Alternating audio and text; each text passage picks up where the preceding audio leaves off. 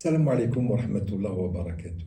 Bonjour, en ce 17 décembre 2025, journée internationale des migrants, il serait vraiment indécent de commencer ailleurs que par là, par la douleur, la tristesse, par les familles juives frappées lors des célébrations de cette fête religieuse Hanouka à Bondi Beach, à Sydney en Australie. La violence antisémite n'est jamais une abstraction. Elle atteint des corps, des vies, des mémoires. La reconnaître sans détour, sans relativisation, est le premier devoir de toute parole responsable. Et puis dans cette tragédie, un fait, un geste, un homme qui ne devait rien incarner et qui pourtant va nous obliger à toutes et à tous à réfléchir. Son nom, Ahmed El-Ahmed, réfugié syrien, père de famille, installé en Australie après l'exil. Il n'a pas pris la parole, il n'a pas revendiqué. Et pourtant, il a désarmé l'un des terroristes au péril de sa vie. Ce geste-là ne rentre pas facilement dans les catégories, et c'est précisément pour cela qu'il dérange. Car il met à nu une idée trop souvent répétée, celle qui mécaniquement mélange immigration et violence. La violence n'a pas de passeport. Elle traverse toutes les sociétés, toutes les histoires, tous les groupes humains. Faire de l'origine une cause, de l'exil une suspicion, ce n'est pas analyser, c'est simplifier. Il en va de même pour l'amalgame persistant entre islam et antisémitisme. Oui, je le dis, des musulmans peuvent être antisémites, comme des chrétiens ou autres l'ont été, comme des juifs peuvent nourrir une hostilité envers les musulmans.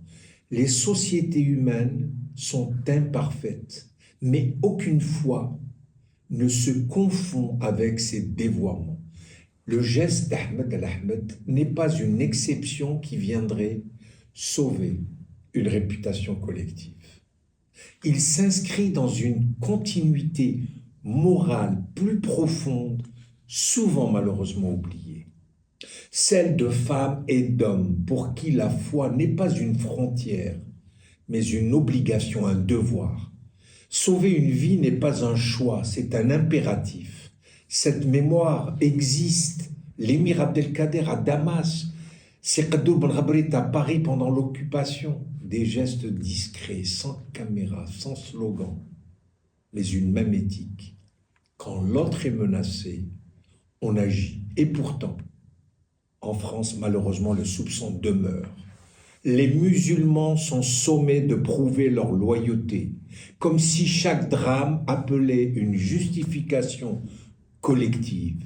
Cette logique fragilise la République elle-même, car une démocratie se tient debout quand elle distingue les individus, quand elle protège sans assigner, quand elle combat la violence sans fabriquer des coupables par avance. Ahmed El-Ahmed n'a absolument rien demandé.